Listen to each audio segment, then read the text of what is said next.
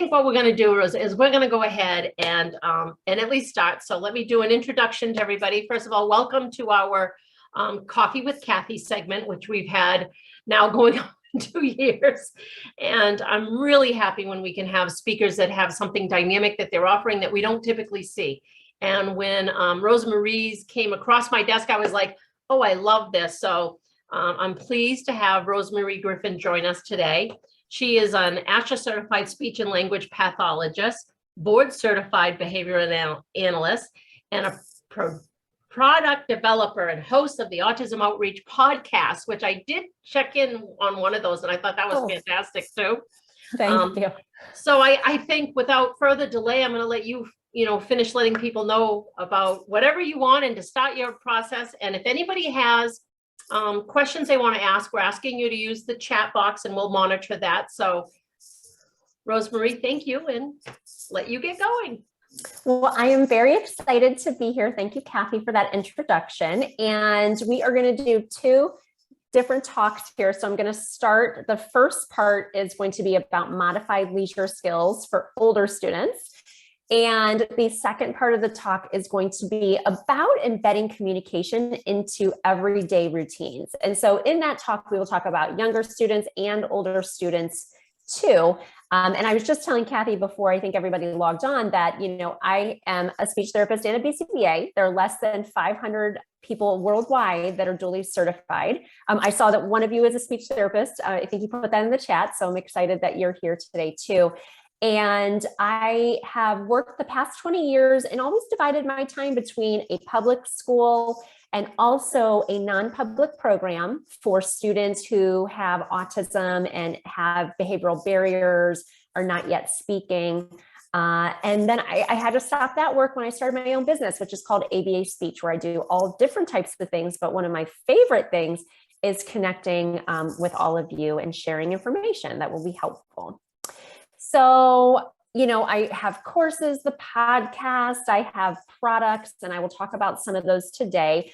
Thank you, Kathy, for listening to Autism Outreach. Every Tuesday, a new episode comes out, and we talk all about autism and communication. So I have on speech therapists, BCBAs, occupational therapists, parents who have an autistic child, and obviously autistic individuals have been on the podcast as well. So when I am not doing all of those things, I am hanging out with my 3 children and my husband, and he is right there, and hopefully you will not get to meet any of them today. So they were told to stay out of the office. So where do we start? It can be hard to know where to start when we want to support students with leisure skills. And so we're going to talk about that today and give you really great tips and strategies that you can start using with your own children or clients as well. So what do we want for our students? We obviously want our students to be independent communicators. So whether your child is using an AAC device, or your child is using pictures, or your child is using verbalizations, or a mix of all of those, we really just want our children to be independent communicators. We also want our students, especially when we're thinking older students, to have competitive employment. And so this leisure kind of goes in where, it's break time, or, it's after work time. And so that competitive employment kind of is all in the mix about what we're talking about today. We want our students to enjoy leisure skills because they can do it with peers. They can do these things, some of them by themselves. And obviously having those shared family activities is important too in those family times. And then also joy. That's what we want for our kids. We want everybody to be joyous. We all have our own leisure skills, and we want our kids to develop those as well.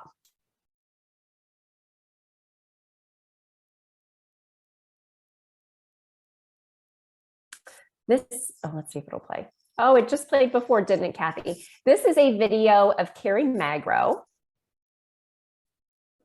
And I'm not sure that it's going to play. Hold on 1 second here.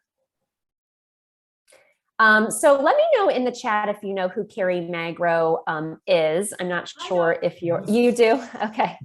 So he Carrie's is done some presentations for us. Oh, okay, he has. Okay, wonderful. So I wanted to show you this video. I got to know Dr. Carrie Magro actually through TikTok because I saw his video that I think millions of people have seen.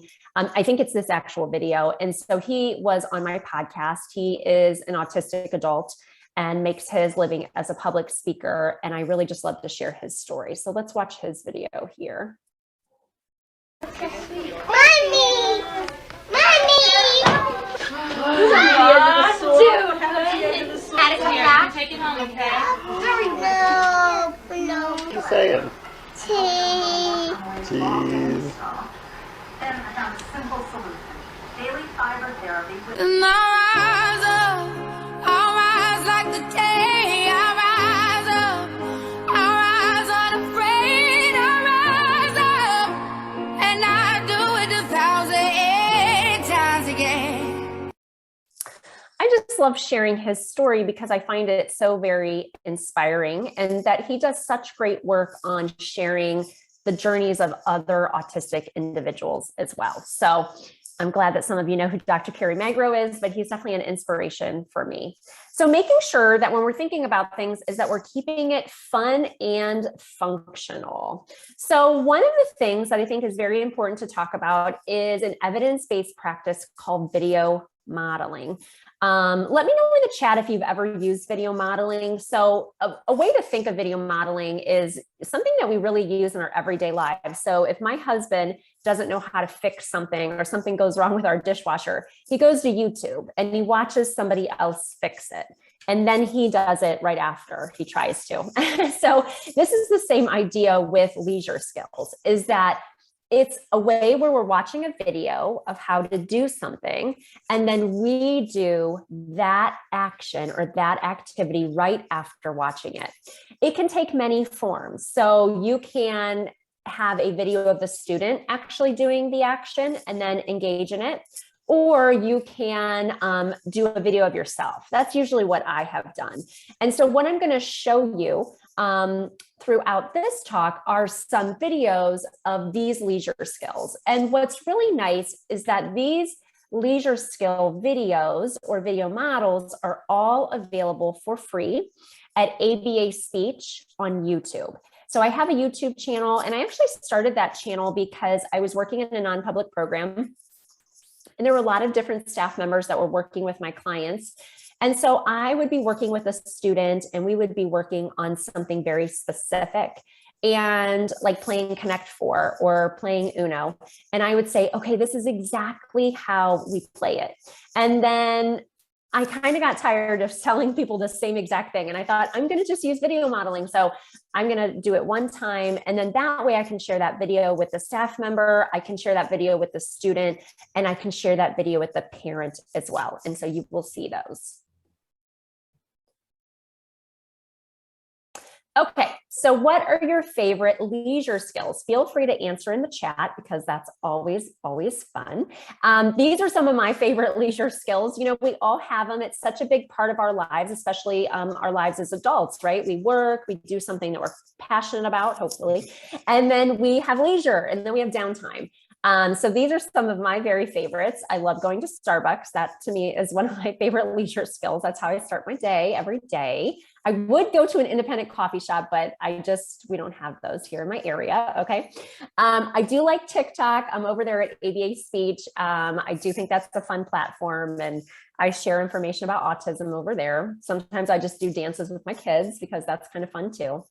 And then I also love to travel. So this is a picture of me, my husband, and Elvis Presley, because we renewed our wedding vows for our 10-year anniversary. So yeah. Okay. So Jane said she likes walking on the seashore. Alina says crafts. Oh, tap dancing. I love that. Gardening.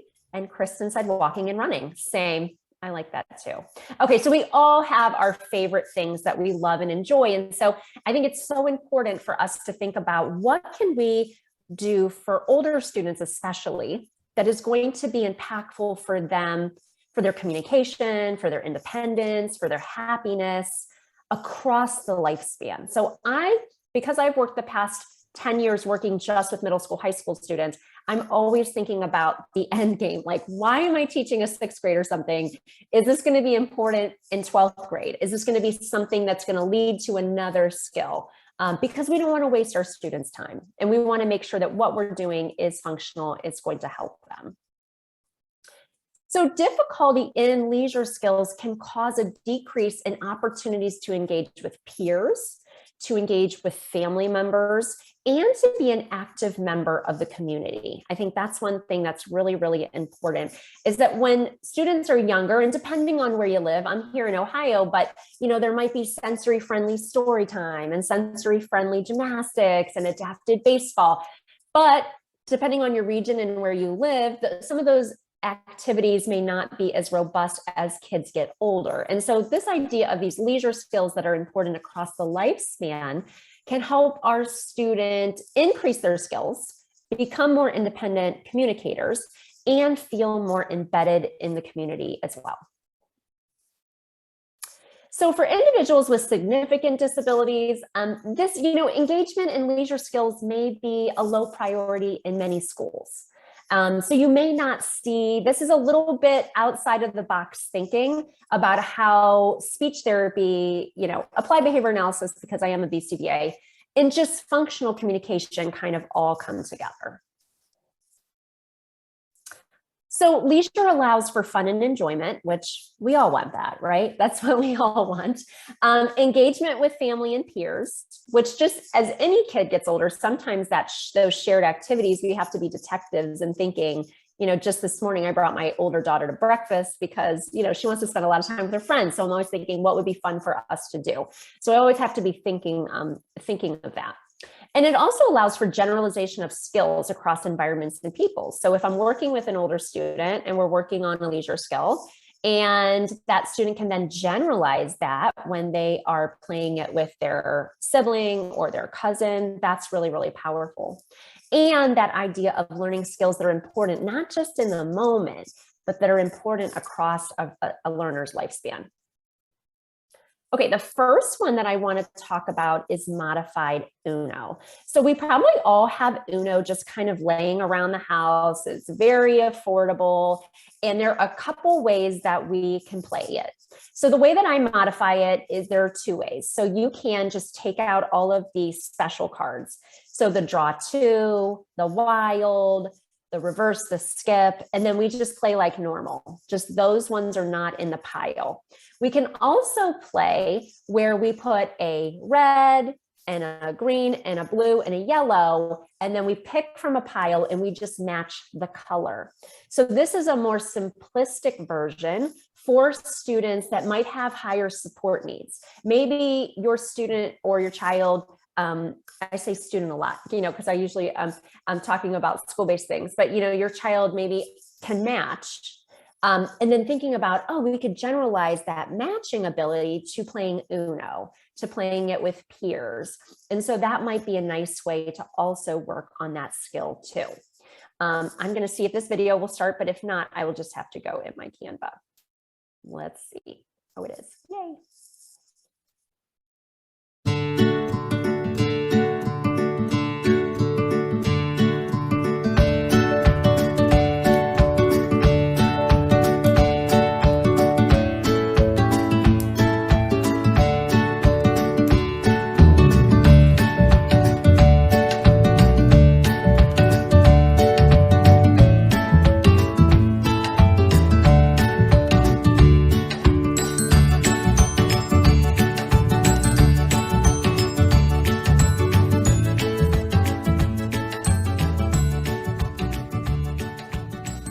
So a really nice way to modify a game, I'll never forget, I was working in a non-public program and it was for students with autism. And there was a group of students that I was teaching modified UNO, and this was a new building. They're having a big party. They got all these pictures made, hung on the, walls.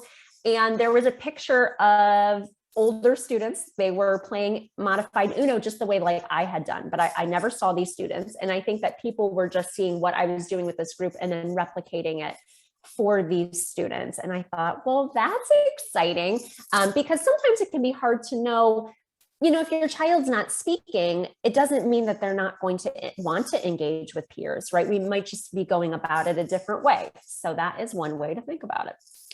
Another game that I really love is called the grocery store game. Now, this game can be really, really fun. You can play this game in the car. You can play this game on a dry erase board. And so what you do, it's an alphabet game. I went to the store and I bought an apple. I went to the store and I bought a banana. You can go through each letter of the alphabet and think of something that you could buy at the store. And I'm pretty sure, Kathy, I shared with you a link, and in this link is a folder that has different resources. So something that I did for my students is I created a PowerPoint that has pictures for each letter of the alphabet. So when I was going into the classroom and I was doing a group for a mixed group of students, I would have maybe one student who could think of A and B, but when I got to C, that student needed a visual prompt. And so I created this PowerPoint that's for free on my blog at ABA Speech, but I'm pretty sure I included it in that folder. And I think that link, I'm not sure if we're putting it in the chat box or not, but I think it's going to be going in the chat box. And or if it's not, then we're sending it out to everybody so they'll have it. But perfect. It should be going out. Lots of goodies in there.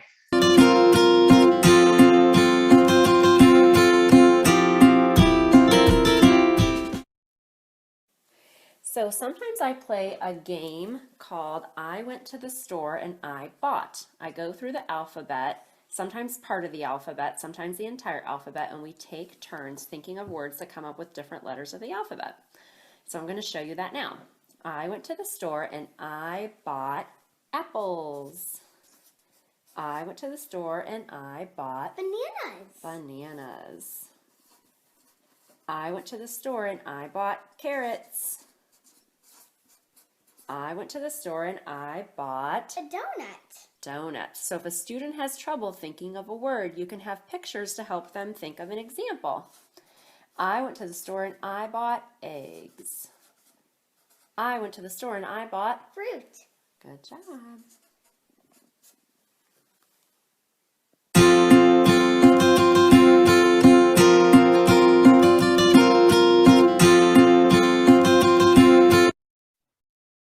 So here's a picture of what that PowerPoint looks like, just so you can kind of see it. And I would just, for my students, I had a computer, I also had an iPad, and so I would just kind of bring it down. And if a student needed a visual, then it was readily available. So that was really nice, especially if maybe I have a student who's using an AAC device, and maybe we're talking about words that are kind of new for them. That can be a nice visual prompt to help guide them in participating in this activity. Okay, this is another one I really love and enjoy. So I always joke and say that in my former life, before I started a business, I used to always say I was going to be an aerobics instructor. So I kind of say this is my moment. So weightlifting with water bottles. So I got this idea. I think it was actually a picture that I saw somewhere, and it was, a person in a wheelchair, and they were lifting water bottles, like a workout. And I was like, wheels are turning. I'm like, oh my gosh, this is a great idea. Because when I was working at the middle school, a lot of my high school students were going to have gym. And so I knew the way the gym was structured, it was personal fitness. And basically it was like, let's take a couple walks around the gym. And then you have a set list of workouts that you're going to do with light weights or, based on a student's fitness level. So in my brain, I was like, oh, I could teach the kids to lift with water bottles. Some of the kids then eventually did use very light weights, which was really fun because then we would walk down to the gym, we would get the weights, we would come back. And then it was my little moment because I was up there just modeling, the little exercises, and everybody was doing it after me. Which I loved, because that's definitely one way to be embedded in the community and to be healthy is to go to the gym, is to work out. And that's something you can do with peers, you can do with family members, you can do independently. And it's such a big part of our lives. And usually if it's not a part of our life, we're like, okay, I need to be working out more. And so weightlifting with water bottles is a really, really fun activity and something that's really nice for older learners. Yoga is another thing that I really love and enjoy. And I worked in an area, the school that I was working in for 10 years had this beautiful community center, and they had some classes that were for people with special needs, is how they marketed it. And I knew that. So it was really nice that in my area, my students did have opportunities to like generalize from what I was doing in speech to out into the community. And so we would do like a whole language group, and then we would always end it with a leisure skill. And so yoga is a really great leisure skill. And so how I would do yoga, I love yoga because yes, you can go to a yoga studio. You can, here in Ohio, probably in Maine too. It's nice out just a couple months out of the year. So there's like a lot of places to do outside yoga, which I always try to do at least once. And you can do it in your house for free. There's like YouTube channels, you can do it for free. You can just do poses. And so we would just do standing poses because I was in a public school and the kids didn't want to get down and we didn't have yoga mats. But we would just do some basic standing poses. I would put on YouTube meditation music, and then we would do yoga together as a class. And it was so fun, to do this with the kids, seeing them doing it together. When the pandemic hit, before that we had started yoga. So when everything was like, but I was still doing speech over the computer, it was really cute and kind of made me sad to see the kids doing yoga with me. And it was nice for their parents to see, what speech therapy looked like. And this was a part of it. So if you haven't tried yoga with your kids, you should. It's a fun one. Modified Connect 4. Pick a color. Take turns putting game pieces in. Practice turn taking. No winner or loser. Okay, the next thing I want to talk about is Modified Connect 4, and those are my own children being my models. I do that a lot with them. Modified Connect 4 is a really easy game. I think this costs $10 on Amazon right now. And the way that we modify it is you don't have to get 4 in a row. Okay, it's more about the turn taking, the social engagement, having an activity to do together.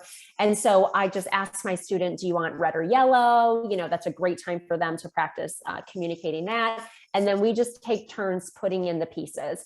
And this is a nice thing to do with younger learners and with older learners as well. So if you haven't tried Modified Connect 4, that's a great one too. This game, disclaimer, is my product that I created. So when Kathy said I'm a product developer, this is one of them.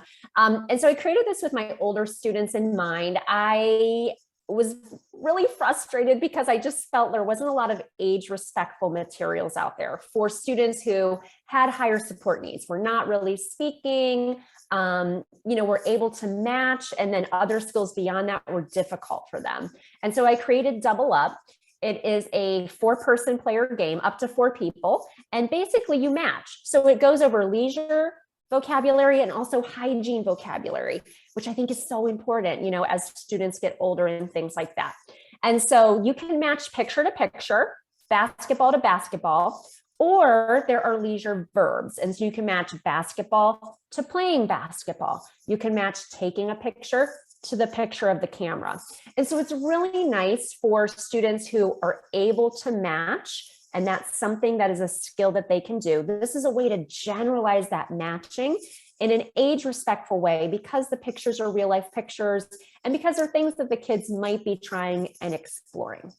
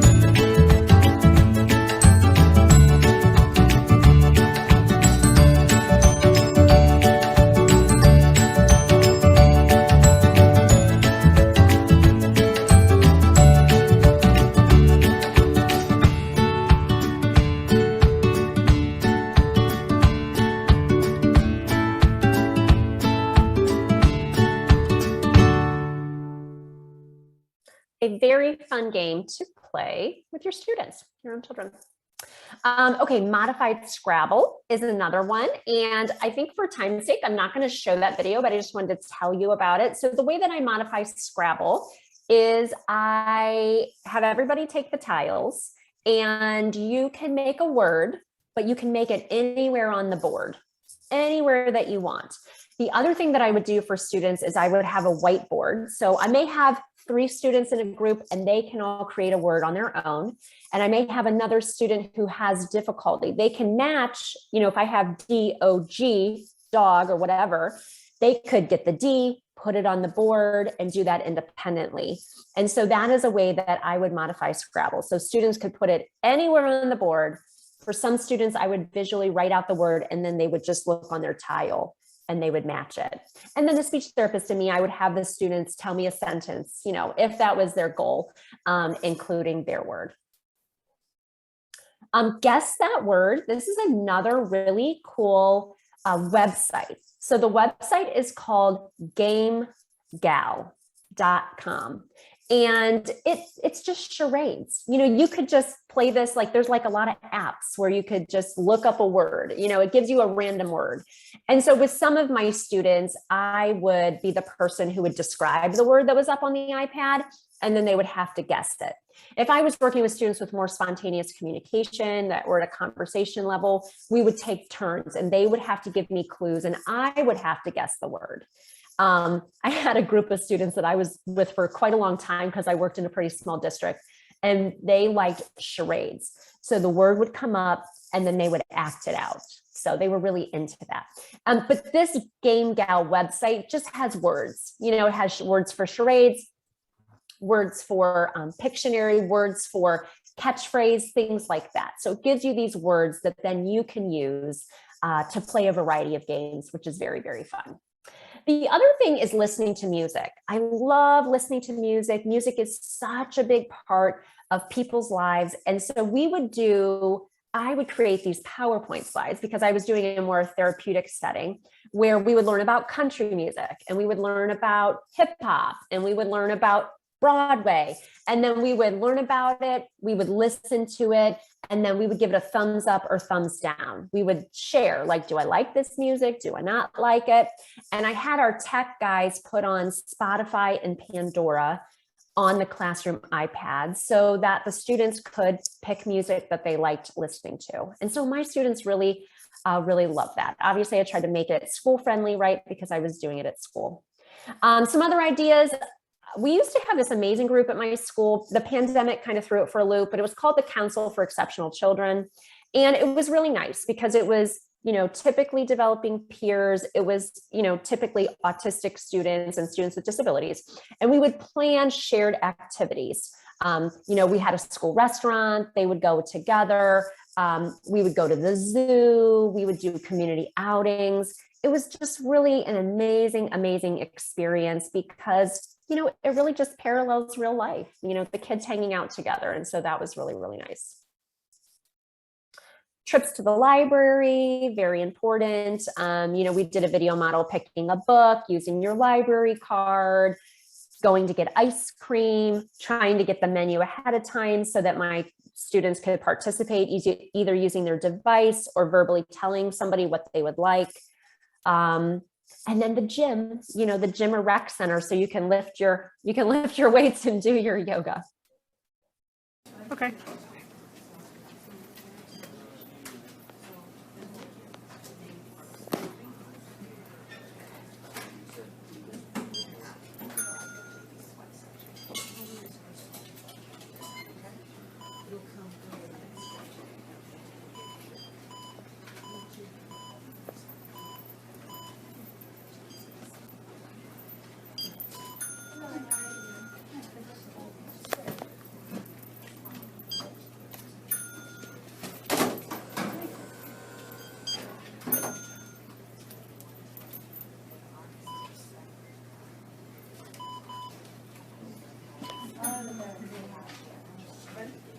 Smaller the better. I don't know how much change we have. Oh, that's what I'm figure out. Thank you for visiting Cuyahoga County Public Library.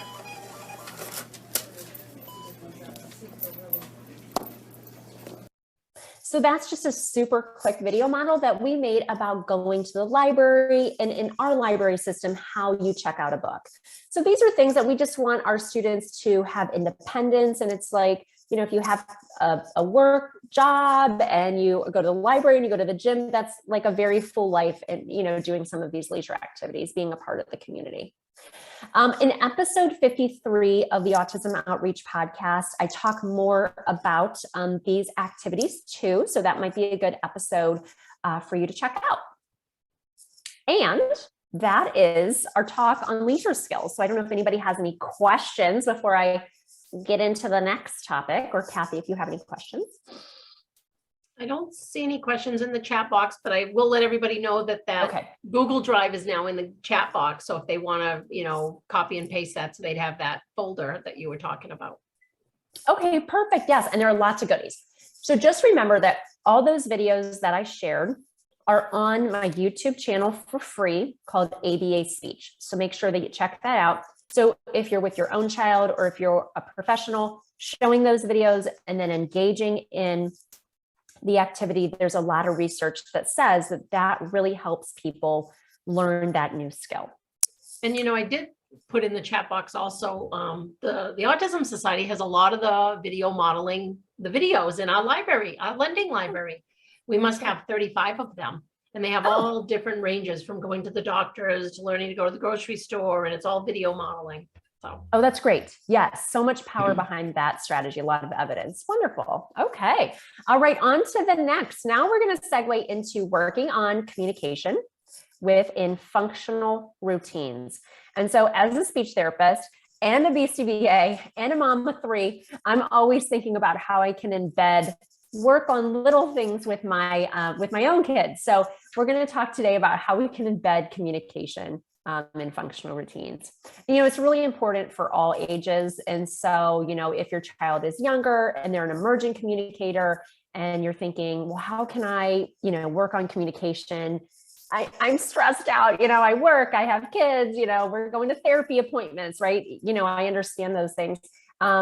Trying not to stress out about things and just trying to embed these things into your daily life, functional routine. So maybe picking one thing that we talk about today that might be impactful for your child and embedding it in their day. So this is how we're going to talk about it today. So, you know, your day is comprised of so many different things, and thinking about books, we're going to talk about how do we embed communication within your daily routine. Literacy is so important. I'm always harassing my kids about reading because they should be doing it on their own. But anyway, I'm troubleshooting that. Music, because that's just such a big part of a lot of people's lives. Play, because that's how kids learn. And, you know, and then for older students, cooking, although my little ones really love to help out when they were itty bitties. Laundry, because, you know, big part of life is laundry. I was just folding some towels before I popped on here. And then exercise. So thinking about this is kind of what life is made of, and how can we be deliberate in working on communication within these activities. So books are such an important part of so many people's lives. And whether you're listening to an audiobook or whether you are being read a book or you're reading a book on your own, literacy is something that is important across the lifespan for students. So while reading a book, and some of these PDFs are included in that Google folder. So I've included some of my favorites. You know, presenting a book, maybe having a book bin of familiar books for your own kids is important. I mean, I know myself as a therapist, you'll see some of my favorites. Do I have a ton of books in my house? I do. You know, when I'm providing teletherapy, I'm licensed in Washington State, so I provide some teletherapy in that state. You know, I like my go-to books because the kids like them, I like them, and we have fun together. So while it can be fun to explore a new book, it's great to have those tried and true books that your kids will enjoy. Reading the book, encouraging engagement, but not demanding it, because, you know, that's so important. You know, I have a student that I see who's preschool age, who's autistic. And, you know, one of the first times I went over, the parents were really kind of upset. I could tell because the student was not sitting with me for the duration of me reading Pete the cat. But I said, that's okay. He's 3 because, 3-year-olds are going to bebop around and it's hard for them to engage. So it's okay. You keep reading, you use an animated voice if that's appropriate for your learner, and they'll come back to you. And then as a student's ability to increase that joint attention where we're doing an activity together increases, they can do things like point to pictures or fill in the blank, either verbally or with their device. And so this is one of my favorite books, Chicka Chicka Boom Boom. I just love this book. It's a very cute book. And actually the paperback book has the alphabet on the front cover. And so usually what I do when I'm using this book with a autistic learner is I may sing the alphabet. A, B, C, D, E, F, G. Sometimes the kids can fill in the blank and different things like that. So that's definitely a fan favorite. Another book that I love and enjoy is Brown Bear.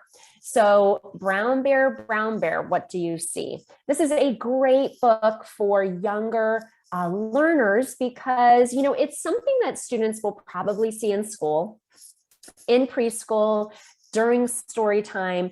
And then I created this PDF guide that you can definitely share these materials. These are free materials that I share on my blog, so feel free to share or print out. And this is just a guide on how can we work on one-step directions when we have Brown Bear? How can we work on filling in the blanks? How can we make this a shared activity?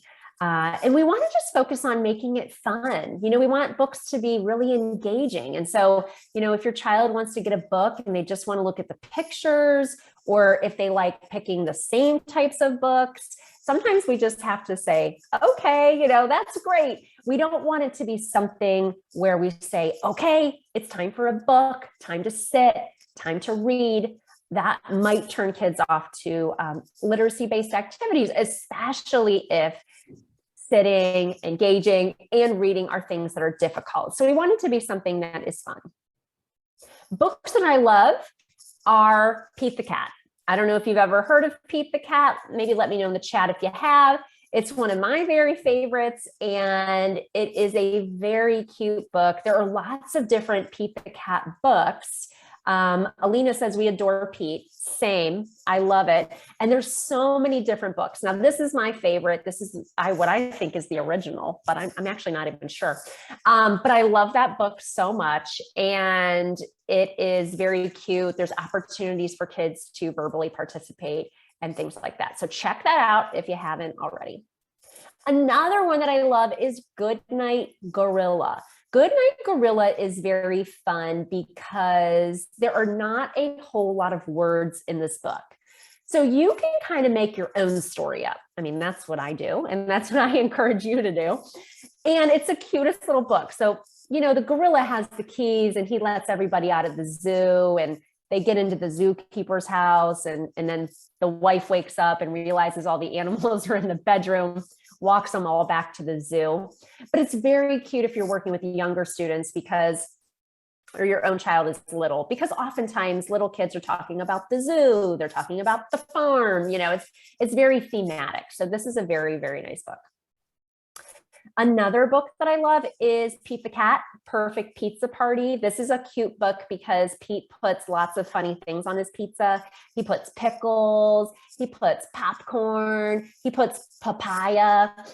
There's a sock on there at one point. So really things that are super ridiculous that, it keeps me amused, right? And I'm 43. So the kids really love it. They think it's hilarious. And they just put all this super gross stuff on the pizza and then they heat it up and they eat it.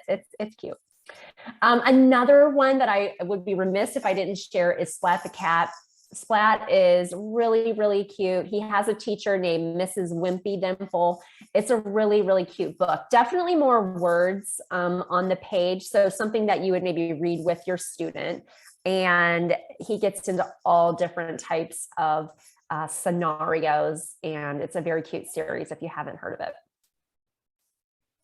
I am including this PDF guide, and this is just something about communication at home, how to work on literacy. Sometimes kids might like a silly voice. I would say over 20 years, I had one kid who did not like things that were animated and things like that. So I was very, I read those behavioral cues, but most kids do like it if you're animated and maybe you use a character voice. And, if your child is already there and engaging, then how can you kind of level up that communication? Maybe they point to pictures, maybe they fill in the blank for some of the words, and the thing is too, and, just seeing my own husband who is in sales, read a book to our children, you don't have to read the entire thing. Like if you see your kids and they're bored out of their mind and it's a new book, paraphrase. You don't have to read the entire book word for word. There's no rule that says you have to do that. Literacy is about a shared moment, about communication, about this back and forth communication, and you want to keep it light and fun if the goal is not working on reading. Now, if you're a reading teacher, the goal may be very different, but for our intensive purposes today, where it's all about communication and rapport building with our own kids, keep it light and feel free to change that story up. Okay, music. Music is a big one. I love to incorporate all types of songs. So, with my own kids, when they were very little, we would work on Wheels on the Bus. Wheels on the Bus is great because, there's lots of motions. The wheels on the bus go round and round, round and round. And the kids can imitate that. And so if you do have a child who's not yet speaking, that foundational skill of imitation is very important. My kids, I have a kid right now I'm seeing, he's preschool age. He just loves it when, the baby goes, wah, wah, wah, and he just thinks that is the funniest thing. So he might be with me for the beginning of the song, then he kind of goes away. I see him in his house, so, it's a little more casual. And then he comes back when it's time to do the baby because he just cracks up over that. So it's nice because you're working on joint attention, which we can think of that as just a shared activity. And you're also working on imitation, which is really, really powerful skill for our kids. Another great one that works on imitation too is head, shoulders, knees and toes, knees and toes. And so that's all types of things. You kind of get the kids up, you're moving. You can do this in your own home or with little ones, and you're working on that communication, imitation skills as well. And if you ever are these new songs for you, can always just Google it or do a YouTube, and they will have somebody on there who probably has multiple millions of views just singing this song. So these are pretty popular ones. I love this one too. If you're happy and you know it, I just did this one yesterday in therapy with a client. So if you're happy and you know it, clap your hands, and you do it together. I had a student that I was seeing through teletherapy in Washington State, and they were kind of hesitant, kind of an emergent communicator. And I'll never forget the day that he started doing the motions after me. We were both very, very excited. And now he can do all of them together. So as a parent, these are fun. You can do just if there's downtime in your house, if your kid needs a little bit more of a structured activity in the moment, if you're waiting somewhere, if you're in the car, just trying to think about a time in your day where this would already make sense to embed it. Old MacDonald is another one that's super fun. These are nice songs too, because if you're working on them in the home environment, chances are that your child will experience them in the school environment too. And so there's something to be said for repetition. Pick one song. If your child likes it, work on that song so that they become familiar with it. And then maybe when they are in the school setting, they will be like, oh yeah, I know that song. I sing that song with my grandma, or I sing that song with my mom or dad. And so just giving our kids repeated exposure. I think that's the thing too. Sometimes I spend an inordinate amount of time online because I have an online business, but you can get on Instagram and you see like these beautiful, nature crafts and all this stuff that's like not real life. You can kind of get overwhelmed. So don't feel overwhelmed. Just pick something, try it, see if your child likes it, and then just do the same song. Like in therapy, I'll do the same song or the same book for 3 weeks in a row, and then I switch it up. And then sometimes I bring it back, for maintenance or just for fun, because I know the kid really loves it. But that's kind of my rhythm for introducing things. Music for older children, I have Alexa right there. I'm not sure if you guys are Alexa fans. I mean, I am. And she's always in our house, and my kids will bombard me with questions, and I might say, you know, ask Alexa or, you know, Alexa, play whatever song it is, which can be nice because, you know, kids can take turns telling Alexa what songs they want to hear, or if they have a question, you know, what's the weather today, having your child be independent with dressing and choosing what to wear.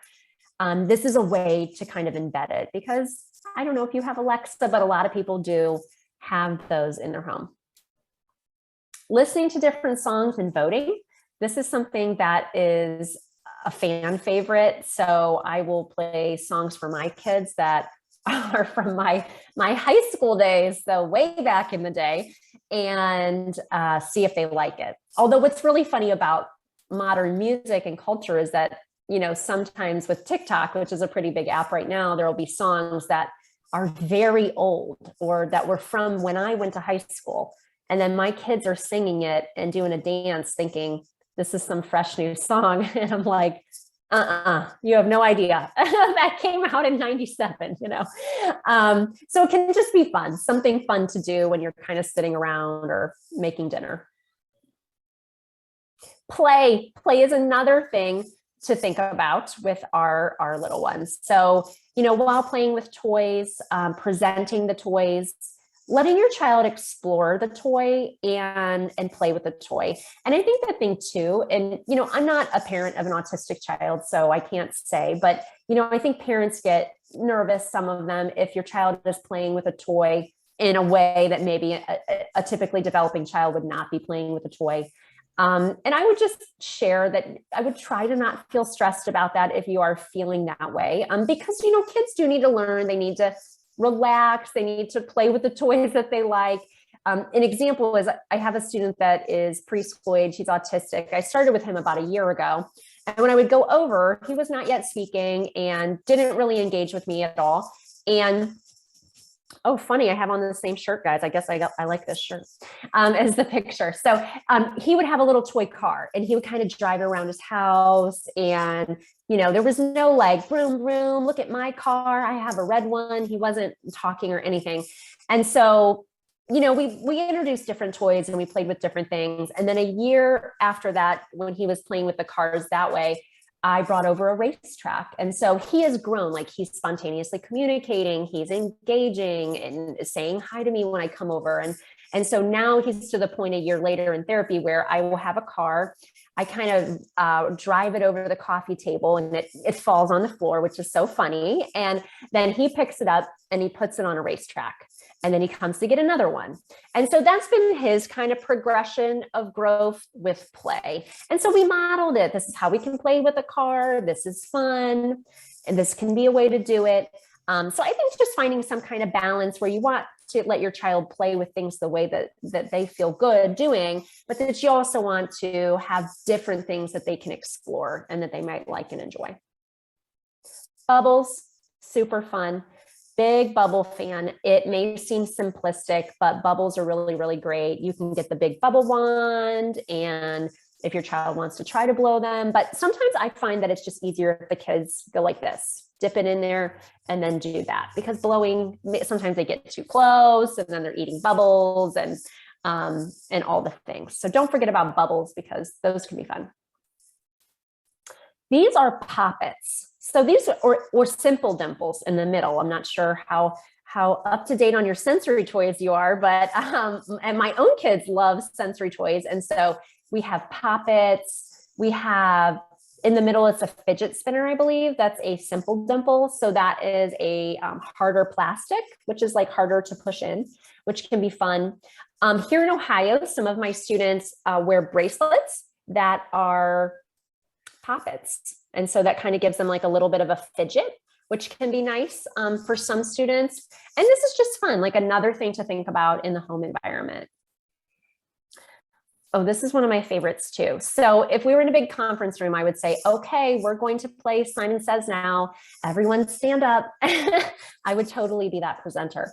And so Modified Simon Says is really, really fun. It gets people up, it gets people moving.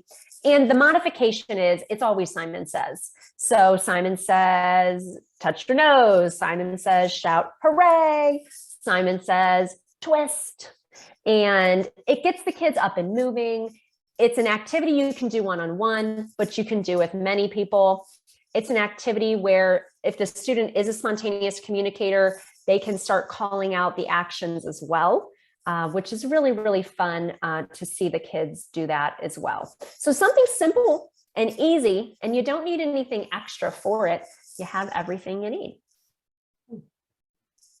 Speech therapy activities can be quick, easy, and using things you have at home. Today I had an egg carton, and I had these little tiny eggs that I put in here from an old game of my kids.